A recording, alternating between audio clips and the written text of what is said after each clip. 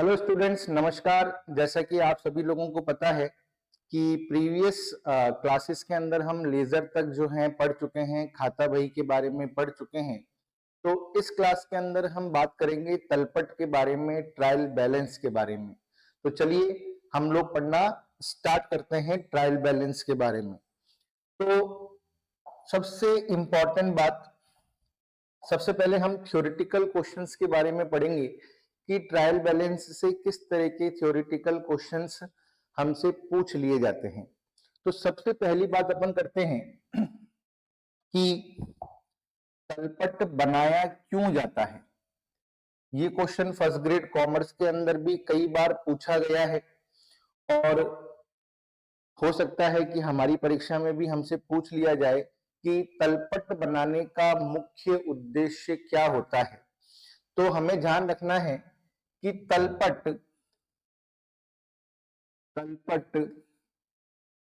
या अपन जिसे क्या कह सकते हैं इंग्लिश में ट्रायल बैलेंस,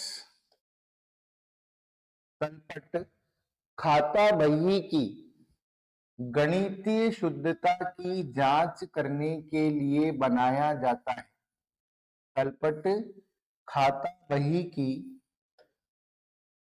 गणितीय शुद्धता की जांच करने के लिए बनाया जाता है। खाता बही की गणितीय शुद्धता की जांच करने के लिए बनाया जाता है। तो हमारे लिए सबसे इंपॉर्टेंट बात तो यही हो गई, और ये प्रश्न परीक्षा के अंदर बहुत ही इंपॉर्टेंट है और पूछा भी गया है कि तलपट बनाने का मुख्य उद्देश्य क्या होता है। तो हमें याद रखना है बच्चों कि तलपट बनाने का मुख्य उद्देश्य होता है खाता बही की गणितीय शुद्धता की जांच करना। अगर तलपट के अंदर तलपट का योग मिल जाता है दोनों पक्षों का, तलपट के दोनों पक्षों का यानी कि डेबिट और क्रेडिट का यदि योग मिल जाता है तो ये माना जाता है कि खाता बही में खतौनी बिल्कुल सही की गई है, सही रकम से की गई है और तलपट इस बात का प्रमाण है कि खाता बही गणितीय रूप से क्या है, शुद्ध है। लेकिन सबसे इंपॉर्टेंट बात यही ध्यान रखनी है कि तलपट खाता बही की केवल गणितीय शुद्धता का प्रमाण है, तलपट खाता बही की पूर्ण शुद्धता का प्रमाण नहीं है। आपको ये बात ध्यान रखनी है कि तलपट जो है वो खाता बही की गणितीय शुद्धता का प्रमाण है, तलपट खाता बही की पूर्ण शुद्धता का प्रमाण नहीं है। तो इसको भी आप नोट डाउन करके लिख लें कि तलपट केवल खाता बही की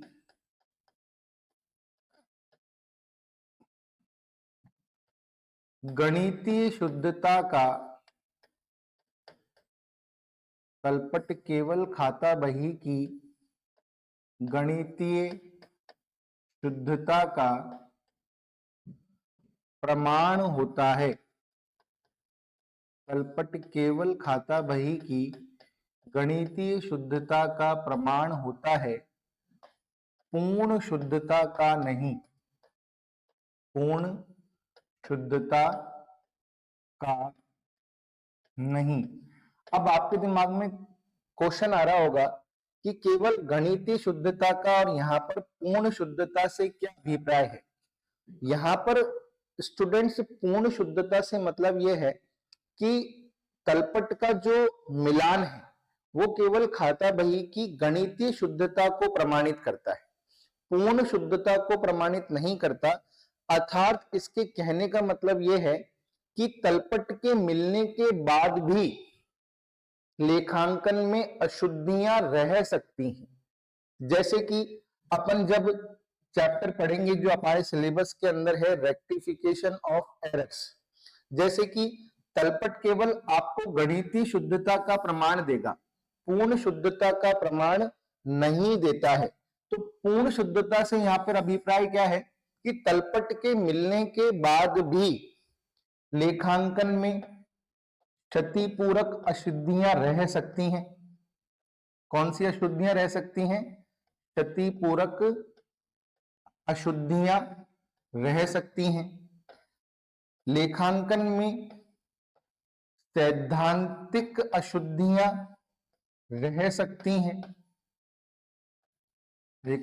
लेखांकन में कौन सी अशुद्धियां रह सकती हैं? सैद्धांतिक अशुद्धियां रह सकती हैं। लेखांकन के अंदर पूर्ण भूल की अशुद्धि रह सकती है।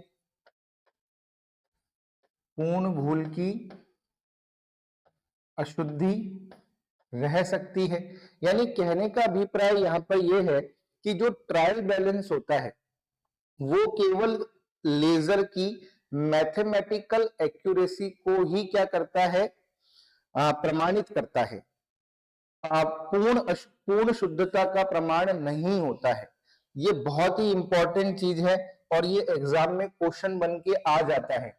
तो आपको केवल और केवल ये ध्यान रखना है कि तलपट केवल खाता बही की कौन सी शुद्धता का प्रमाण है? गणितीय शुद्धता का प्रमाण है, पूर्ण शुद्धता का प्रमाण नहीं है।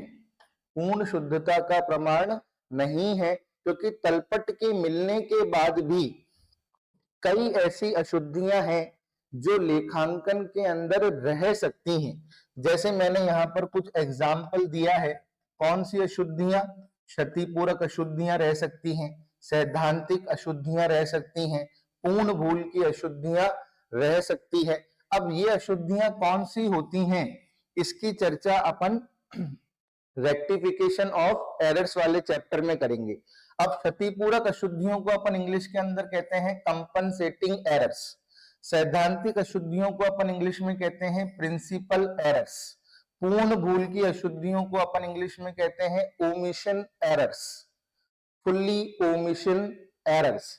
तो ये अशुद्धियां तलपट के मिलने के बाद भी रह सकती हैं, इसलिए तलपट को खाता बही की गणितीय शुद्धता का प्रमाण माना जाता है, पूर्ण शुद्धता का प्रमाण नहीं माना जाता है। तो एक चीज तो आपको ये याद रखनी है। क्लास के बीच में आप लोगों को एक इन्फॉर्मेशन भी प्रोवाइड करना चाहता हूं कि मैंने कॉमर्स के स्टूडेंट्स के लिए सेकंड पेपर का एक ऑनलाइन कोर्स स्टार्ट किया है जो कि लाइव फ्रॉम क्लासरूम है। इस कोर्स के अंदर आपको जो भी क्लासेस प्रोवाइड कराई जाएंगी वो अनलिमिटेड वॉच टाइम के साथ स्पीड फैसिलिटी के साथ अवेलेबल होंगी। आपको इस कोर्स के अंदर पीडीएफ नोट्स अवेलेबल कराए जाएंगे जो कि प्रिंट फैसिलिटी के साथ आपको अवेलेबल होंगे। इस बैच के अंदर आपको डाउट सेशन क्लासेस भी प्रोवाइड कराई जाएगी और इस कोर्स की जो वैलिडिटी होगी वो होगी 1 ईयर। यानी कि एक बार अगर आप इस कोर्स को परचेज कर लेते हैं तो वो 1 ईयर तक आपके पास उसका एक्सेस रहेगा। और साथ ही साथ इस कोर्स की जो सबसे बड़ी बात है वो ये है कि इसके अंदर आपको पूरे सिलेबस की topic wise online test series जो है वो विथ वीडियो सॉल्यूशंस के साथ अवेलेबल कराई जाएगी।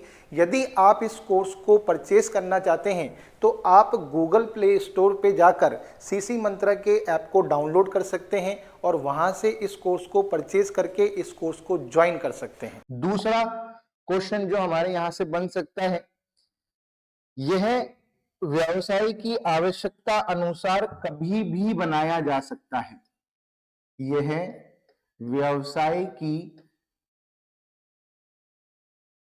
आवश्यकता अनुसार,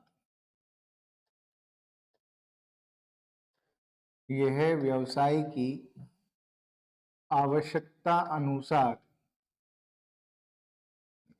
कभी भी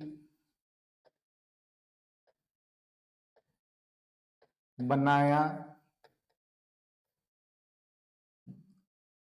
जा सकता है। यानी कि यहां पर कहने का अभिप्राय क्या है? यहां पर कहने का मतलब यह है कि तलपट बनाने का कोई पर्टिकुलर टाइम पीरियड नहीं होता। तलपट जब भी आपको खाता बही की गणितीय शुद्धता की जांच करनी है, आप तलपट तभी बना सकते हो। यानी कि आपके पास केवल खातों का शेष निकला हुआ होना चाहिए। जैसा कि मैंने आपको लेजर वाले चैप्टर में बताया था, डेबिट बैलेंस और क्रेडिट बैलेंस आपके पास हर अकाउंट का निकला हुआ होना चाहिए। अगर आपके पास खातों का शेष निकला हुआ है तो आप खाता बही की गणितीय शुद्धता की जांच तलपट बनाकर कभी भी कर सकते हो। यानी कि इसे बनाने का एक पर्टिकुलर टाइम पीरियड नहीं होता। जैसे कि मैं फाइनल अकाउंट्स की बात करूं तो फाइनल अकाउंट्स हमेशा फाइनेंशियल ईयर के एंड में बनाए जाते हैं। लेजर को हमेशा अपन देखते हैं कि मंथ के एंड में क्लोज किया जाता है, बैलेंसेस निकाले जाते हैं। लेकिन जब भी आपको ऐसा लग रहा है कि मुझे लेजर की मैथमेटिकल एक्यूरेसी को चेक करना चाहिए कि लेजर के अंदर जो भी खतौनी की जा रही है वो सही है या नहीं है, तो आप खातों का शेष निकालकर तलपट कभी भी बना सकते हैं। तो कहने का अभिप्राय क्या है कि इसको बनाने का एक पर्टिकुलर टाइम पीरियड नहीं होता। जब भी आपको लगे कि आपको लेजर की मैथमेटिकल एक्यूरेसी को चेक करना है, आप तलपट कभी भी बना सकते हो। दूसरा क्वेश्चन बहुत इंपॉर्टेंट है ये, तलपट एक सूची है।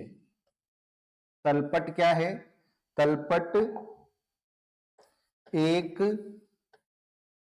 सूची। सूची का मतलब क्या होता है इंग्लिश के अंदर? तलपट एक स्टेटमेंट है, यानी कि तलपट कोई खाता नहीं है। तलपट एक स्टेटमेंट फॉर्म में होता है। अभी मैं इसका प्रारूप आपके साथ डिस्कस करूंगा। इसके अंदर सीरियल नंबर का कॉलम होता है, फिर खाते का नाम लिखा जाता है, फिर खाते का बैलेंस लिखा जाता है। तो तलपट क्या है? तलपट एक सूची है। तलपट कोई खाता नहीं है। तलपट क्या है? एक सूची है। तो देखिए बच्चों, दो क्वेश्चन यहाँ पर हैं। तलपट बनाने का अगर आपसे पूछे कि तलपट बनाने का पर्टिकुलर समय क्या होता है, तलपट कब बनाया जाता है, तो ये व्यवसाय की आवश्यकता अनुसार कभी भी बनाया जा सकता है। दूसरा क्वेश्चन, तलपट है, तलपट डैश है, तो आपका आंसर होगा तलपट एक सूची है। तलपट यानी कि trial balance is a statement, ये कोई अकाउंट नहीं है। तीसरी बात, तलपट खाता बही का सारांश प्रस्तुत करता है। सारांश का मतलब क्या होता है? तलपट खाता बही की समरी को क्या करता है? प्रेजेंट करता है। तलपट खाता बही का सारांश प्रस्तुत करता है। तो ये अपन को ध्यान रखना है कि तलपट के अंदर अपन केवल खातों के शेष को लिखते हैं, तो इसलिए तलपट को अपन कहते हैं कि तलपट जो है वो खाता बही का क्या करता है?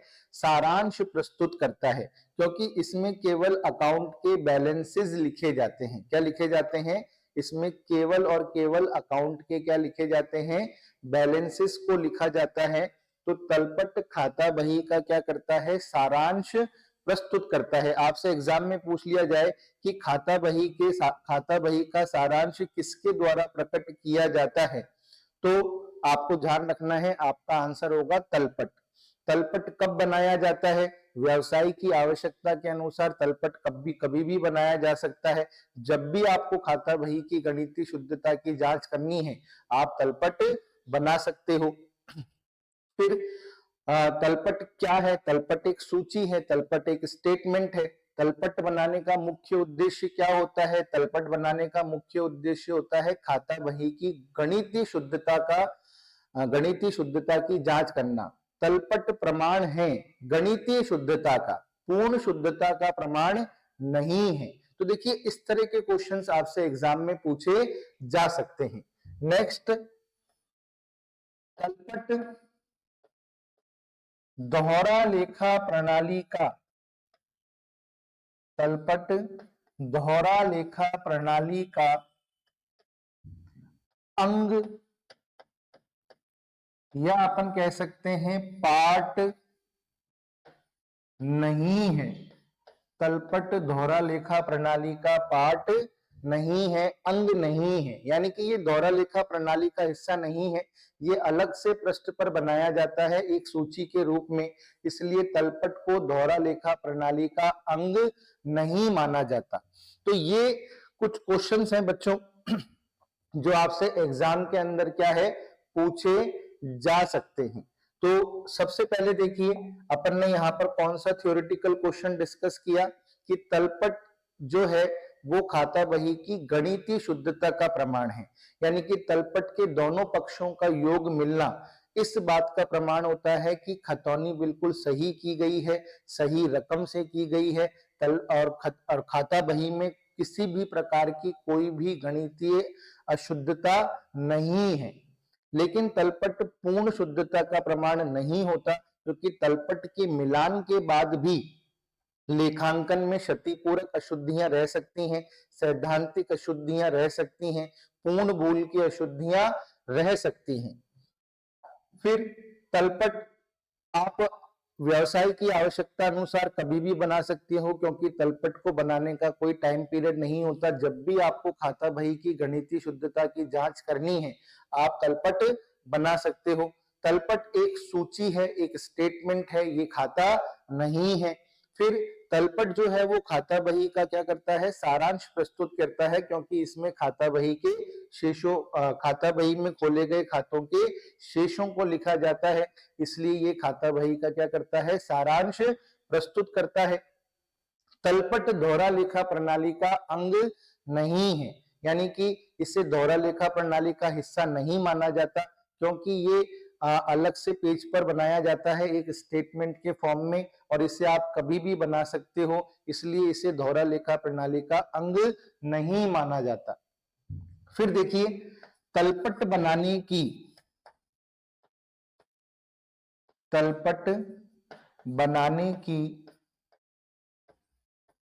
3 विधियां होती हैं।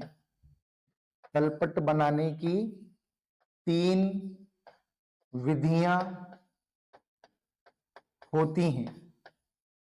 अब तलपट बनाने की कौन कौन सी विधियां होती हैं, तो आपको ध्यान रखना है तलपट बनाने की कितनी विधियां होती हैं। तलपट बनाने की 3 विधियां होती हैं। कौन कौन सी? एक होती है योग विधि, एक होती है योग विधि, इसे अपन कहते हैं टोटल मेथड।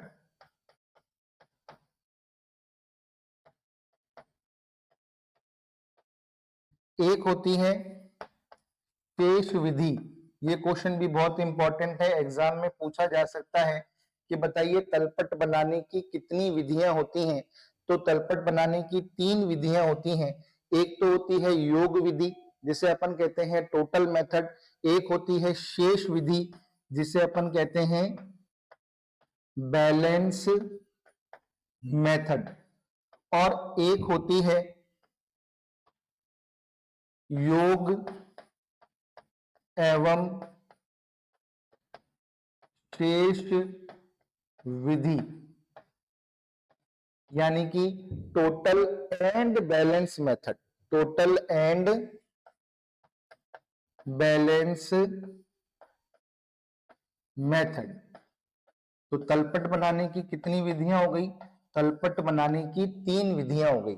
एक तो योग विधि, एक शेष विधि, एक योग एवं शेष विधि। तो तलपट बनाने की कितनी विधियां हो गई बच्चों? 3 विधियां हो गई, ये ध्यान रखिएगा। तो ये थ्योरेटिकल क्वेश्चंस हैं जो एग्जाम में आपसे डेफिनेटली पूछे जा सकते हैं और पूछे गए हैं। अब देखिए होता क्या है, जैसे कि पहले अपन फॉर्मेट को डिस्कस करते हैं। तलपट का फॉर्मेट किस तरीके का होता है, इसको अपन डिस्कस कर लेते हैं। देखिए सबसे पहले लिखा जाता है किसके बारे में? ट्रायल बैलेंस ऑफ, यानी कि आप किसका ट्रायल बैलेंस बना रहे हैं? तो trial balance of Shri Mohan, अगर पर्टिकुलर पर्सन है तो, या फिर ट्रायल बैलेंस ऑफ मैसर्स, जो भी फर्म का नाम है वो यहां पर हम लिख देंगे। अच्छा, इसके अंदर एज ऑन या एज एट क्यों लिखा जाता है?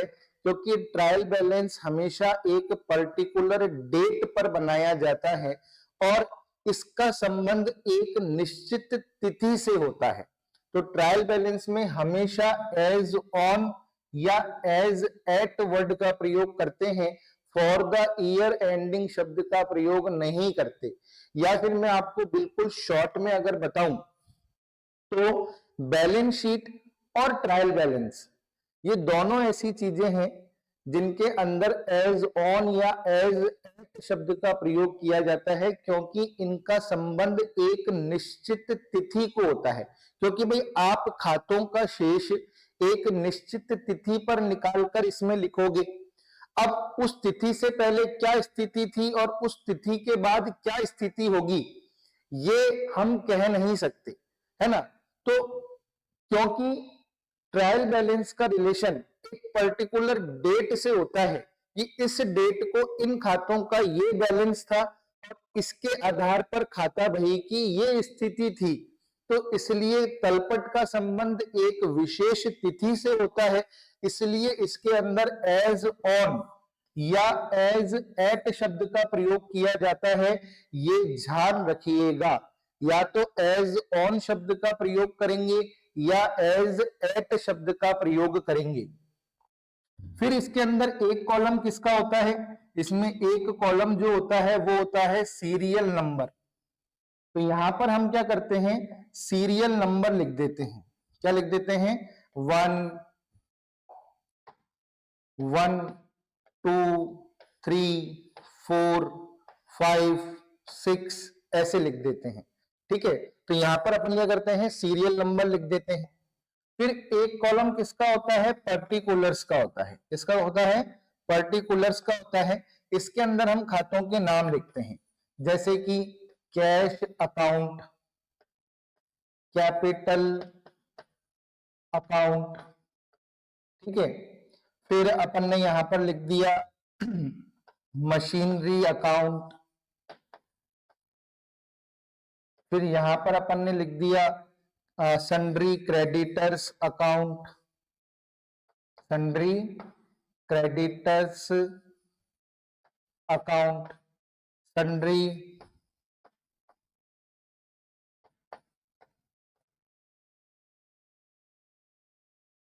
एक मिनट, सन्ड्री क्रेडिटर और सन्ड्री इसका प्रयोग नहीं करते हैं, यहां पर प्रयोग करते हैं पर्टिकुलर जो वर्ड होता है वो वर्ड जो होता है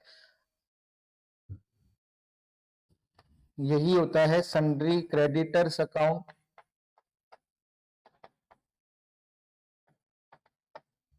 सन्ड्री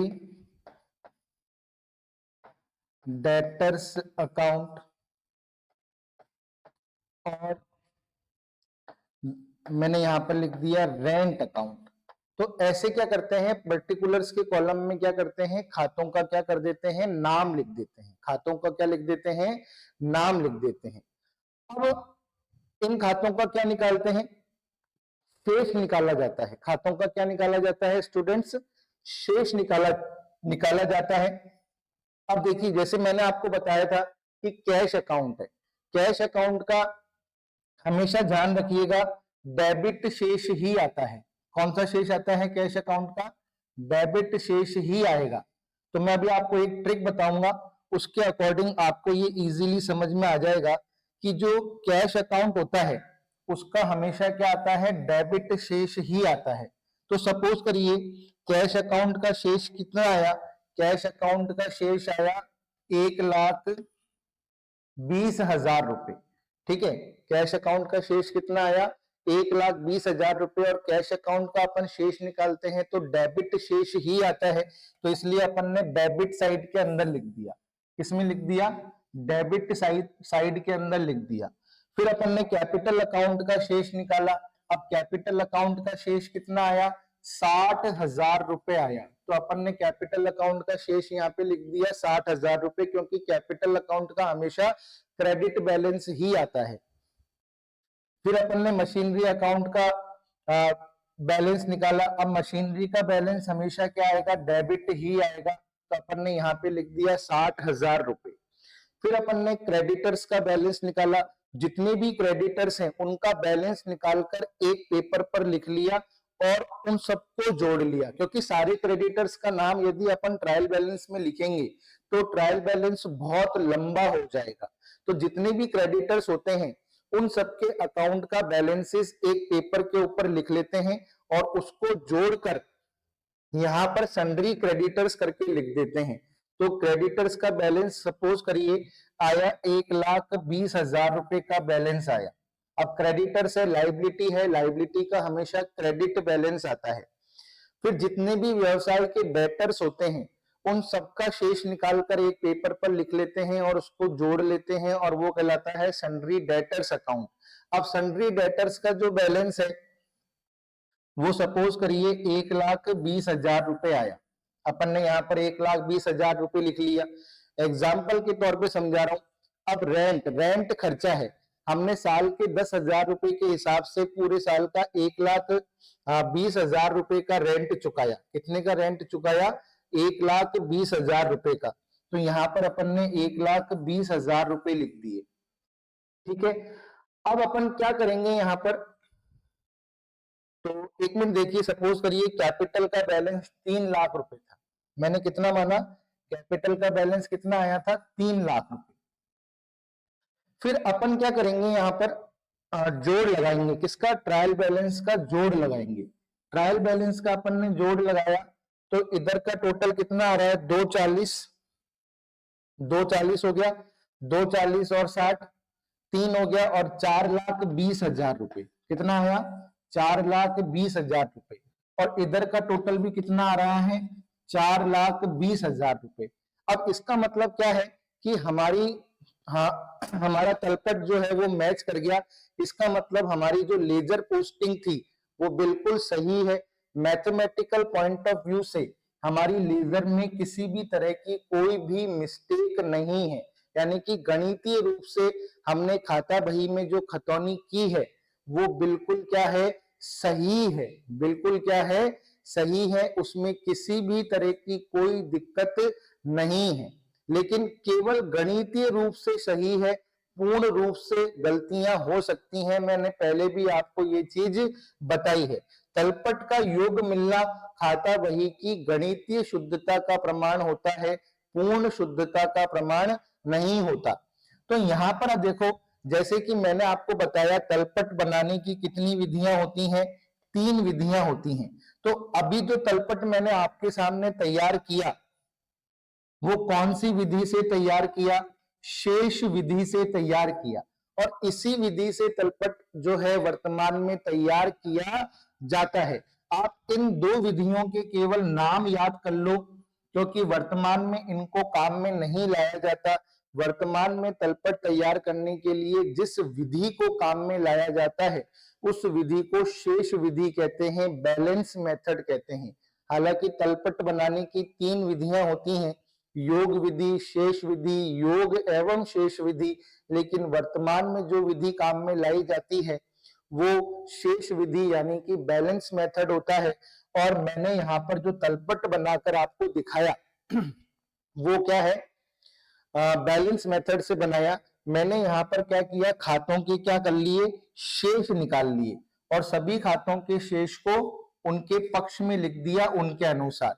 तो मैंने आपको बताया था कि शेष कैसे पहचानते हैं। यदि डेबिट साइड का टोटल क्रेडिट साइड के टोटल से ज्यादा होता है, किसी अकाउंट को जब अपन क्लोज करते हैं और डेबिट साइड का टोटल क्रेडिट साइड के टोटल से ज्यादा है तो अपन लिखते हैं बाय बैलेंस सीडी। इसका मतलब वो डेबिट बैलेंस है। और यदि किसी खाते का बैलेंस निकालते वक्त क्रेडिट पक्ष का योग डेबिट पक्ष के योग से ज्यादा आता है तो हम लिखते हैं टू बैलेंस सीडी। इसका मतलब वो क्रेडिट बैलेंस है। तो जिस खाते का डेबिट बैलेंस आता है उसे डेबिट पक्ष में लिखते हैं, जिस खाते का क्रेडिट बैलेंस आता है उसे क्रेडिट पक्ष में लिखते हैं। और ऐसे अपन लिखते जाते हैं और एंड में क्या लगाते हैं? टोटल। और यदि ट्रायल बैलेंस का टोटल मैच कर जाए तो इसका मतलब है कि हमारी खाता बही जो है वो गणितीय रूप से क्या है? शुद्ध है। अब यहां पर सबसे इंपॉर्टेंट चीज जो एक आ रही है वो आ रहा है उचंती खाता। उचंती खाता मोस्ट इंपॉर्टेंट है।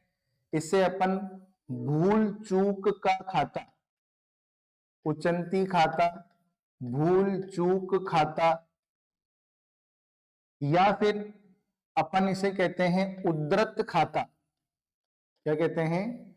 उद्धृत खाता। और इंग्लिश के अंदर इसका एक ही नाम होता है, इसे अपन कहते हैं सस्पेंस अकाउंट। क्या कहते हैं? Suspense account. तो ये बहुत ही इंपॉर्टेंट है, वेरी वेरी इंपॉर्टेंट है। यहां से प्रश्न जो है परीक्षा के अंदर पूछा जा सकता है कि उचंती खाता, भूल चूक खाता, उद्धृत खाता क्या होता है।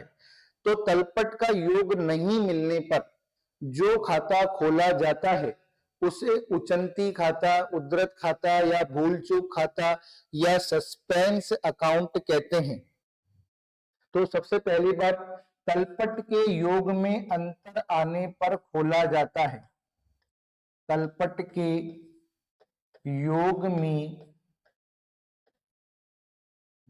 अंतर आने पर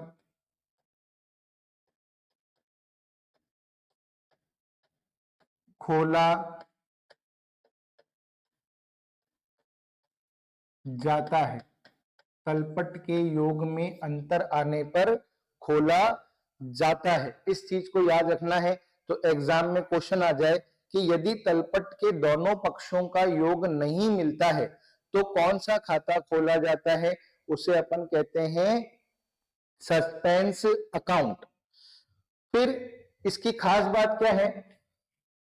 अशुद्धि का सुधार होने पर, अशुद्धि का सुधार होने पर यह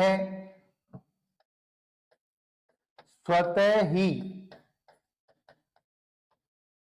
बंद हो जाता है। अशुद्धि का सुधार होने पर यह स्वतः ही बंद हो जाता है। तो ये भी अपन को याद रखना है कि अशुद्धि का सुधार होने पर, यानी कि जब हम, भाई इसके खुलने का मतलब क्या है? पहली बात तो आप ये समझो, तलपट के दोनों पक्षों का योग नहीं मिला, इसका मतलब क्या है कि कोई ना कोई गलती हमसे हुई है। ठीक है, तो सस्पेंस अकाउंट का खुलना ये माना जाता है कि आपकी लेजर पोस्टिंग में कोई ना कोई एरर है। जब हम उस एरर को ढूंढकर रेक्टिफिकेशन एंट्री कर देते हैं तो ये सस्पेंस अकाउंट जो होता है खुद ही क्या हो जाता है? बंद हो जाता है। ये इसकी एक खास बात है। पहली बात तो इसका खुलना इस बात का प्रमाण होता है कि आपकी खतौनी में कोई ना कोई गलती है। आप उस गलती को ढूंढते हो, उस गलती को ढूंढने के बाद उसके लिए अशुद्धि सुधार की प्रविष्टि करते हो, और अशुद्धि सुधार की प्रविष्टि में आप इस अकाउंट का यूज करते हो, तो ये खाता क्या हो जाता है? स्वतः ही क्या हो जाता है? बंद हो जाता है। लेकिन कभी कभी ऐसा होता है कि हम अशुद्धि को नहीं ढूंढ पाते और ये खाता खुला रहता है। तो इसके अंदर अपन को एक चीज ध्यान रखनी है। देखो, यहां पर समझने की कोशिश करना। सपोज करिए मैंने इसको हटा दिया, रेंट अकाउंट को मैंने हटा दिया। अब मैं यहां पर क्या कर रहा हूं? अब मैं यहां पर तलपट का योग लगा रहा हूं। तलपट का मैंने योग लगाया और इस तरफ कितना आ रहा है? इस तरफ आ रहा है 3 लाख। भाई डेबिट साइड में कितना आ रहा है? डेबिट साइड के अंदर आ रहा है 3 लाख। और क्रेडिट साइड में कितना आ रहा है? क्रेडिट साइड में आ रहा है 4,20,000। यानी कि तलपट का योग नहीं मिल रहा। डेबिट पक्ष में 1,20,000 रुपए कम आ रहे हैं। इसका मतलब है कि भाई कोई ना कोई गलती जो है वो खाता बही में हुई है। तो मैं क्या करूंगा? यहां पर सस्पेंस अकाउंट खोलूंगा। क्या, कौन सा अकाउंट खोलूंगा? सस्पेंस अकाउंट खोलूंगा और यहां पर लिख दूंगा 1,20,000 रुपए और तलपट के योग को क्या करूंगा? मिला दूंगा। अब यहां पर जो मैंने सस्पेंस अकाउंट खोला है, यानी कि जिस तरफ कम होता है उस तरफ लिख देते हैं। डेबिट पक्ष में कम था तो मैंने डेबिट पक्ष के अंदर अंतर की राशि को लिखकर सस्पेंस अकाउंट लिख दिया।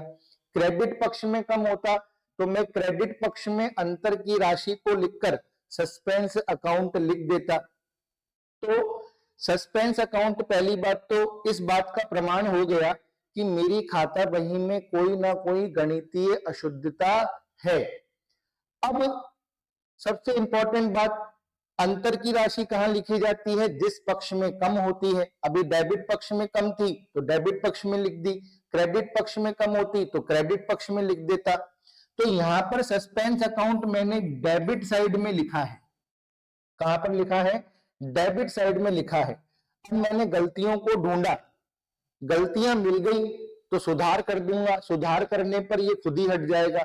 लेकिन सपोज करो गलतियां नहीं मिली और मैंने बहुत कोशिश करी, बहुत कोशिश करने के बावजूद भी मैं गलतियों को नहीं ढूंढ पा रहा, तो ये पुस्तकों में खुला रहेगा और कौन सा शेष बताएगा?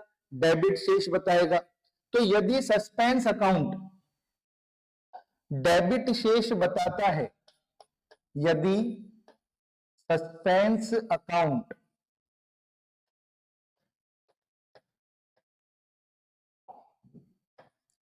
डेबिट शेष बताता है, क्योंकि अभी देखो डेबिट शेष बता रहा है ना, ये क्योंकि डेबिट में खुला हुआ है तो डेबिट शेष बता रहा है। तो यदि सस्पेंस अकाउंट डेबिट शेष बताता है तो इसे, ध्यान रखिएगा बहुत इंपॉर्टेंट लाइन है, तो इसे चिट्ठे यानी कि बैलेंस शीट के, बैलेंस शीट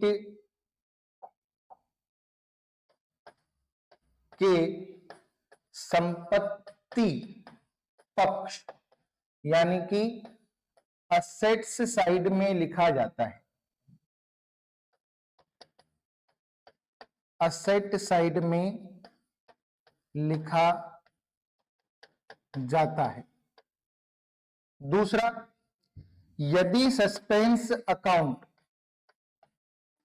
यदि सस्पेंस अकाउंट क्रेडिट शेष बताता है, क्रेडिट शेष बताता है तो इसे चिट्ठे के दायित्व पक्ष,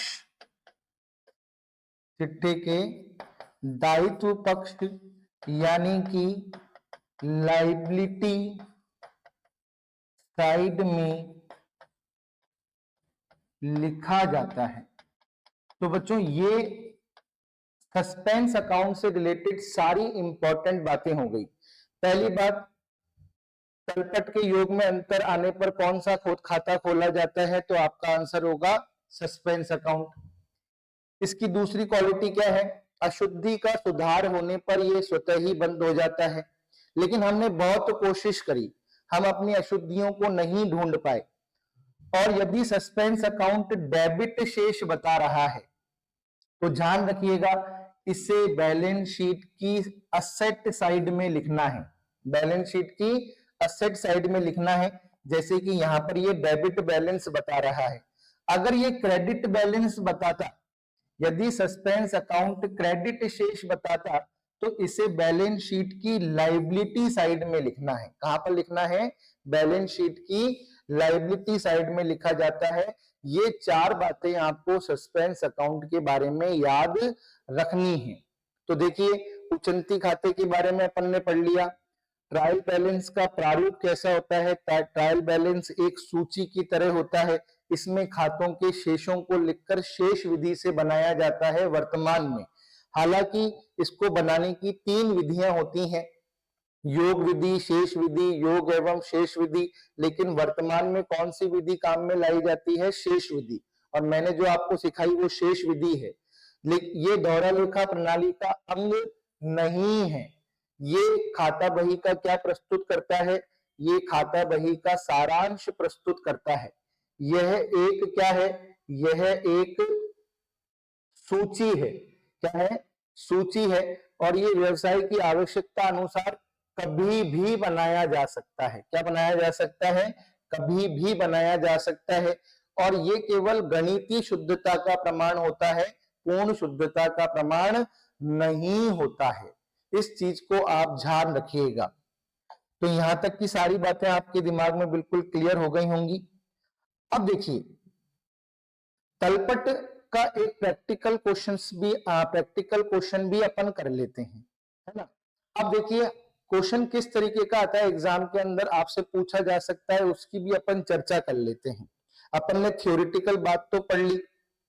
अब यहां पर देखिए क्या लिखा हुआ है, point out whether the following accounts be put on the debit side और credit side of the trial balance. ये कह रहा है कि हमें कुछ खाते यहां पर लिखकर दे रखे हैं। अब आप बताइए कि इन्हें ट्रायल बैलेंस की किस साइड में लिखा जाएगा, डेबिट साइड में लिखा जाएगा या क्रेडिट साइड में लिखा जाएगा।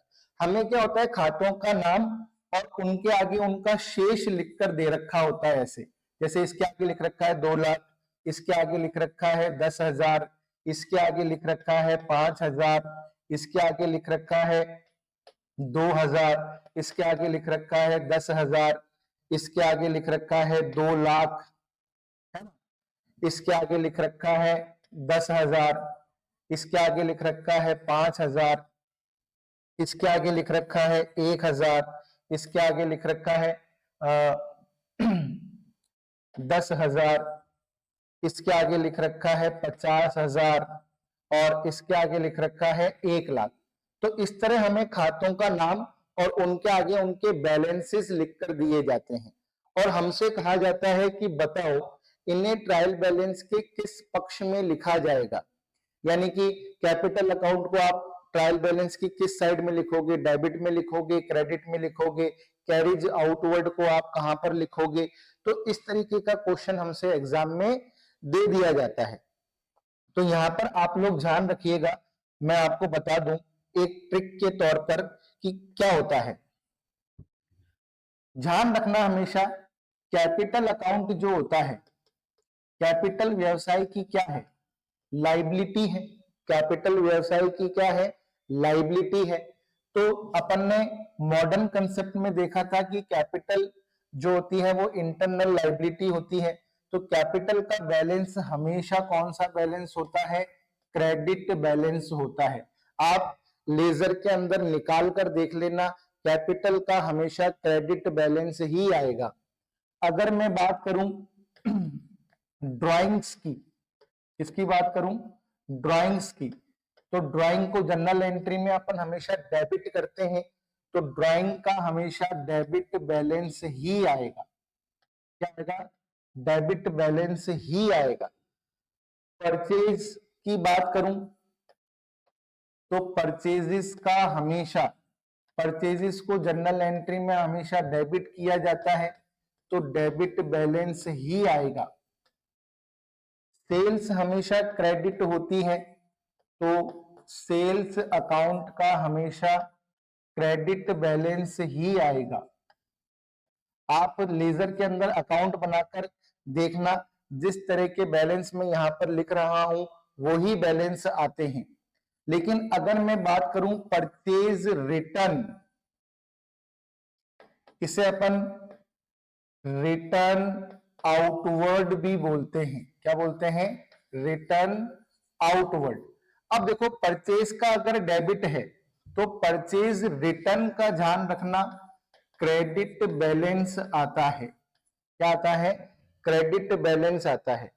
उसी तरह मैं बात करूं सेल्स रिटर्न, सेल्स रिटर्न, इसे रिटर्न इनवर्ड भी बोला जाता है। क्या बोला जाता है, रिटर्न इनवर्ड। अब सेल्स क्रेडिट होती है तो सेल्स रिटर्न का हमेशा कौन सा बैलेंस होगा, डेबिट बैलेंस होगा। कौन सा बैलेंस होगा, डेबिट बैलेंस होगा। इस चीज को आपको याद रखना है। इसके अलावा जितनी भी असेट्स होती हैं, क्या होती हैं, असेट्स, फिक्स्ड असेट्स हो चाहे करंट असेट हो, असेट्स का हमेशा कौन सा बैलेंस होता है, डेबिट बैलेंस। यानी कि machinery, furniture, plant, loose tools, है ना। तो ये जितनी भी असेट्स होती हैं उनका हमेशा क्या होता है, डेबिट बैलेंस होता है। लाइबिलिटीज का हमेशा क्रेडिट बैलेंस होता है। किसका? लाइबिलिटीज जो होती हैं उनका हमेशा कौन सा बैलेंस होता है? Credit balance. जैसे कि क्रेडिटर्स वगैरह जो होते हैं उनका हमेशा क्या होता है? क्रेडिट बैलेंस होता है। इस चीज को आपको याद रखना है। तो छोटे छोटे कंसेप्ट है। कैपिटल का हमेशा क्रेडिट बैलेंस, ड्राइंग का हमेशा डेबिट बैलेंस, परचेज का डेबिट, सेल्स का क्रेडिट। अब परचेज का डेबिट है तो परचेज रिटर्न का क्रेडिट, सेल्स का क्रेडिट है तो सेल्स रिटर्न का डेबिट, असेट्स का डेबिट, लाइबिलिटीज का क्रेडिट। और expenses and losses, expenses and losses को हमेशा जनरल एंट्री में डेबिट करते हैं तो डेबिट बैलेंस। और इनकम्स एंड गेन्स को हमेशा अपन क्या करते हैं? क्रेडिट करते हैं। इनकम एंड गेन्स को हमेशा किया जाता है? क्रेडिट। तो इनका कौन सा बैलेंस होगा? क्रेडिट बैलेंस होगा। कौन सा बैलेंस होगा? क्रेडिट बैलेंस होगा। तो ये अगर आपने याद रख लिया या समझ लिया तो आपके लिए ट्रायल बैलेंस का प्रैक्टिकल क्वेश्चन इजी हो जाएगा, आपको इजीली समझ में आ जाएगा। तो ये बहुत ही इंपॉर्टेंट फैक्ट है। क्लियर हो गई बच्चों ये बात? इसको जरूर नोट डाउन करके समझिएगा। और जनरल एंट्री पकड़ लो। जनरल एंट्री में कैपिटल क्रेडिट होती है, क्रेडिट बैलेंस। जनरल एंट्री में ड्राइंग को डेबिट करते हैं, डेबिट बैलेंस। जनरल एंट्री में परचेज को डेबिट करते हैं, डेबिट बैलेंस। जनरल एंट्री में सेल्स को क्रेडिट करते हैं, क्रेडिट बैलेंस। अब परचेज डेबिट होती है तो purchase return credit, sales credit होती है तो सेल्स रिटर्न डेबिट। असेट्स जब भी हम खरीदते हैं तो डेबिट होती है। लाइबिलिटीज हमेशा क्रेडिट होती है क्योंकि कैपिटल भी एक लाइबिलिटी है। एक्सपेंसेस एंड लॉसेस को जनरल एंट्री में हमेशा डेबिट करते हैं तो debit balance. Income and gains को हमेशा जनरल एंट्री में क्रेडिट करते हैं तो क्रेडिट बैलेंस।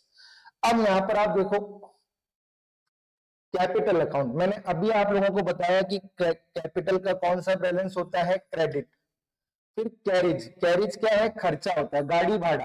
तो खर्चा है तो खर्चे का कौन सा बैलेंस होगा? डेबिट। कमीशन रिसीव्ड लिखा हुआ है, इनकम है तो इनकम का कौन सा बैलेंस होता है? Credit. Interest on capital, interest on capital व्यवसाय व्यवसाय के स्वामी को देता है तो व्यवसाय के लिए खर्चा है, व्यवसाय के लिए खर्चा है तो debit. Interest on drawing, interest on drawing व्यवसाय व्यवसाय के स्वामी से वसूलता है तो व्यवसाय के लिए इनकम है तो व्यवसाय के लिए इनकम है तो क्रेडिट। प्लांट असेट है, असेट का कौन सा बैलेंस होता है? डेबिट। कैरिज इनवर्ड, कैरिज का मतलब गाड़ी भाड़ा होता है तो यानी कि ध्यान रखो कैरिज का क्या होगा? डेबिट। फ्रेट, फ्रेट का मतलब भी गाड़ी भाड़ा होता है, खर्चा है तो डेबिट। बैंक चार्जेस खर्चा है यानी कि डेबिट। ड्राइंग्स का मैंने बताया कि क्या होता है? Debit. Loan to Mohan, Mohan को क्या किया? लोन लिया। देखो दिया है यहां पर, लोन टू मोहन लिखा हुआ है, फ्रॉम मोहन नहीं लिखा हुआ। लोन टू मोहन यानी कि हमने दिया है उसको, दिया है तो असेट हो गया यानी कि डेबिट। हॉर्स एंड कार्ट्स यानी कि घोड़ा और घोड़ा गाड़ी, ये हमारे लिए असेट है तो डेबिट। तो यहां पर ध्यान रखना टू लिखा हुआ है, फ्रॉम नहीं लिखा हुआ। टू का मतलब हुआ दिया, दिया मतलब असेट। तो देखिए कितनी आसानी से हमने इस क्वेश्चन को क्या कर दिया? सॉल्व कर दिया। क्रेडिट का मतलब है ट्रायल बैलेंस की क्रेडिट साइड में दिखाएंगे, डेबिट का मतलब है ट्रायल बैलेंस की डेबिट साइड में दिखाएंगे। एक क्वेश्चन और देख लो। कैपिटल, कैपिटल का balance credit, sales credit, purchase का क्या होगा? डेबिट। सैलरीज खर्चा है, debit. Bank overdraft, bank overdraft liability होती है, इसका मतलब है कि बैंक हमसे पैसे मांगता है तो क्रेडिट। डिस्काउंट के आगे देखो बच्चों डेबिट लिखा हुआ है, डेबिट का मतलब है कि डिस्काउंट अलाउड है। क्या है? अलाउड। डिस्काउंट के आगे क्रेडिट लिखा हुआ होता तो इसका मतलब है रिसीव्ड है। क्या है? रिसीव्ड है। ध्यान रखना जिसके आगे भी ऐसे डेबिट लिखा हुआ होता है किसी खर्चे के आगे तो वो हमेशा खर्चा ही होता है। अगर डिस्काउंट के आगे क्रेडिट लिखा हुआ होता या किसी खर्चे के आगे क्रेडिट लिखा हुआ होता तो हम उसे रिसीव्ड मानते। क्या मानते? रिसीव्ड। तो यहां पर डेबिट लिखा हुआ है, इसका मतलब डेबिट। इन्वेस्टमेंट असेट है, डेबिट। बैड डेब्ट्स लॉस है, debit. Interest on loan, loan पर ब्याज चुकाया खर्चा है, डेबिट। ड्राइंग का हमेशा क्या होता है, डेबिट। पेटेंट हमारे लिए असेट होती है, डेबिट। हम कोई भी इनोवेशन करते हैं तो उसका पेटेंट अपने नाम से रजिस्टर्ड करा लेते हैं, तो पेटेंट, पेटेंट क्या है, असेट है। फर्नीचर असेट है, डेबिट। अब देखो रिटर्न इनवर्ड लिखा हुआ आ रहा है, रिटर्न इनवर्ड का मतलब होता है सेल्स रिटर्न। क्या होता है, सेल्स रिटर्न। सेल्स क्रेडिट होती है, तो सेल्स रिटर्न क्या होगा, डेबिट। फिर यहाँ पे लिखा हुआ आ रहा है रिटर्न आउटवर्ड, रिटर्न आउटवर्ड का मतलब परचेज रिटर्न। परचेज डेबिट होती है, तो परचेज रिटर्न क्या होगी, क्रेडिट। क्रेडिटर्स लाइबिलिटी है, क्रेडिट। कैश असेट है, डेबिट। डेप्रिसिएशन फिक्स असेट पर लगाते हैं, खर्चा है, लॉस है, डेबिट। रेंट के आगे देखो क्रेडिट लिखा हुआ है, इसका मतलब रिसीव्ड है। अगर क्रेडिट लिखा हुआ होता है तो रिसीव्ड है, और डेबिट लिखा हुआ होता है तो खर्चा होता है। तो रिसीव्ड है, इनकम है, क्रेडिट। लोन हमेशा लाइबिलिटी मानेंगे, क्रेडिट। ड्राइंग्स का डेबिट, दो बार आ गया ड्राइंग्स यहां पर, ध्यान रखिएगा, लेकिन ड्राइंग्स डेबिट। तो यानी कि इनको अपन ट्रायल बैलेंस के इस पक्ष में दिखाएंगे।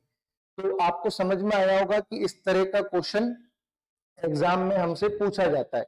अब मैं आपको एक बहुत ही इंपॉर्टेंट बात बताने जा रहा हूं, वो है क्लोजिंग स्टॉक।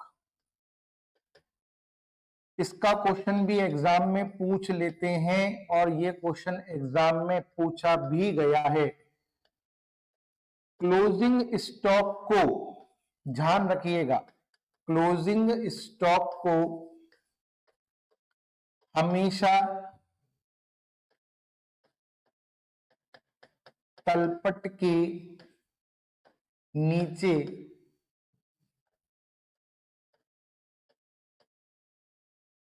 समायोजन में दिखाया जाता है।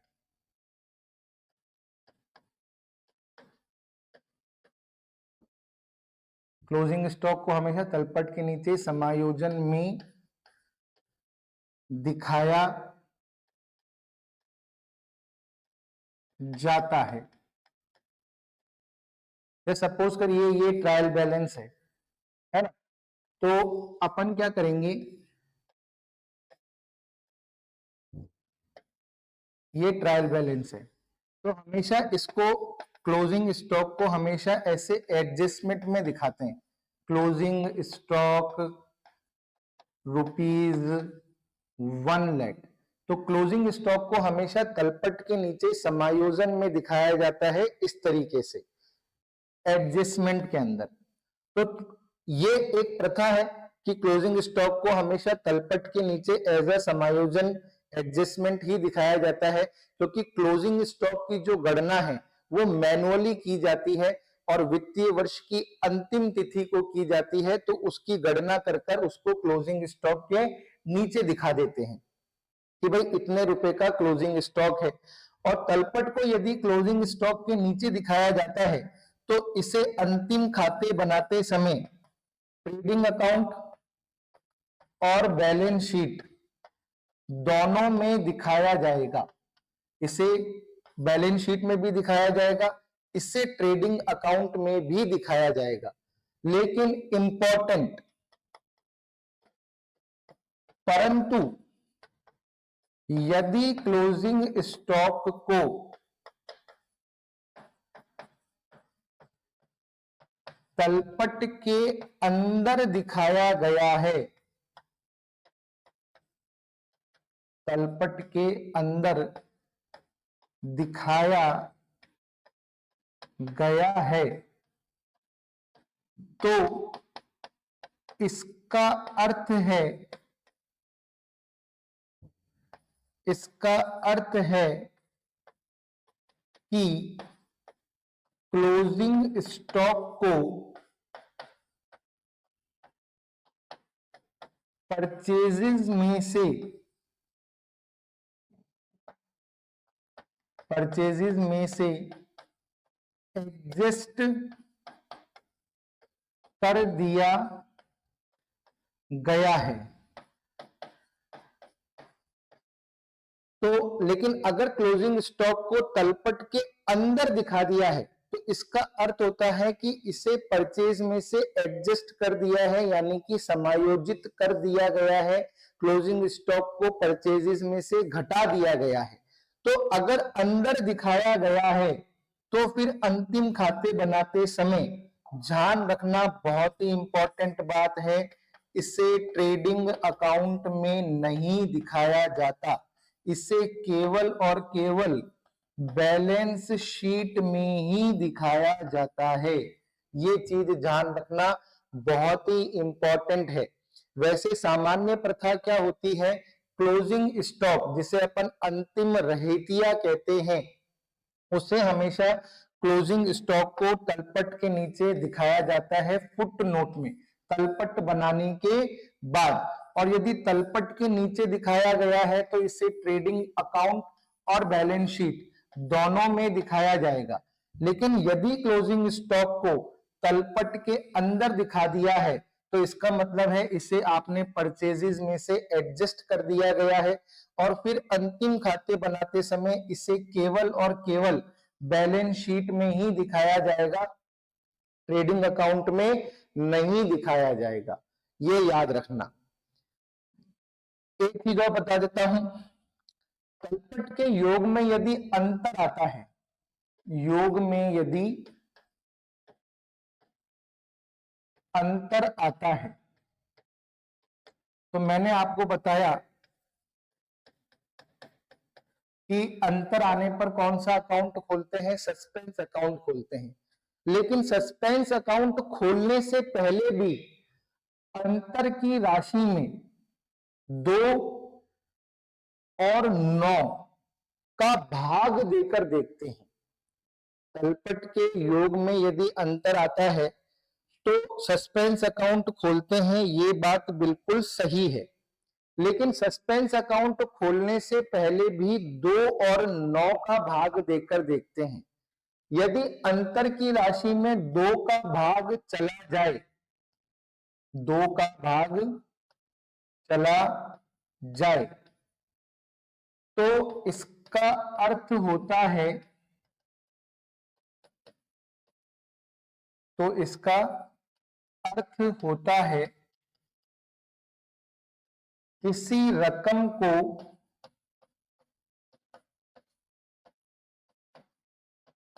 खाते के गलत पक्ष में खता दिया है।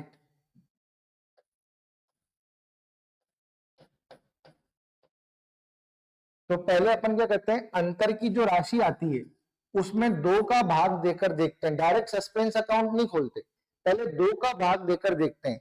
2 का भाग चला जाए तो इसका अर्थ होता है कि किसी रकम को खाते के गलत पक्ष में खता दिया है। जैसे सपोज करो अंतर की राशि है 1000 और मैंने इसमें 2 का भाग देकर देखा तो चला गया 500 रुपए। अब अंतर की राशि में 2 का भाग चला गया, इसका मतलब है कि रकम को डेबिट की जगह या तो क्रेडिट में लिख दिया है या क्रेडिट की जगह डेबिट में लिख दिया है किसी खाते के अंदर। और यदि अंतर की राशि में 9 का भाग चला जाए, 9 का भाग चला जाए तो इसका अर्थ होता है, तो इसका अर्थ होता है अंकों का उलटफेर हुआ है। तो इसका अर्थ है अंकों का उलटफेर हुआ है, यानी कि 987 है तो इसे हमने 789 लिख दिया है। इस चीज को ध्यान रखिएगा, यानी कि 987 है तो इसका मतलब है हमने इसे 789 लिख दिया है। तो ये क्वेश्चन भी आपसे पूछा जा सकता है कि 2 का भाग जाने का अर्थ होता है किसी रकम को गलत पक्ष में खता दिया है, 9 का भाग जाने का मतलब होता है कि किसी रकम को गलत, सॉरी, 9 का भाग जाने का अर्थ होता है कि आपने अंकों का क्या किया है, उलट फेर कर दिया है।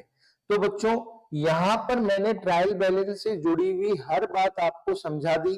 प्रैक्टिकल क्वेश्चन कैसे पूछा जा सकता है, थ्योरेटिकल क्वेश्चन कैसे पूछा जा सकता है, ये सब मैंने आपको बता दिया। अब अपना ये चैप्टर जो है फिनिश हो चुका है। अब हम मिलेंगे नेक्स्ट चैप्टर के अंदर। Thank you.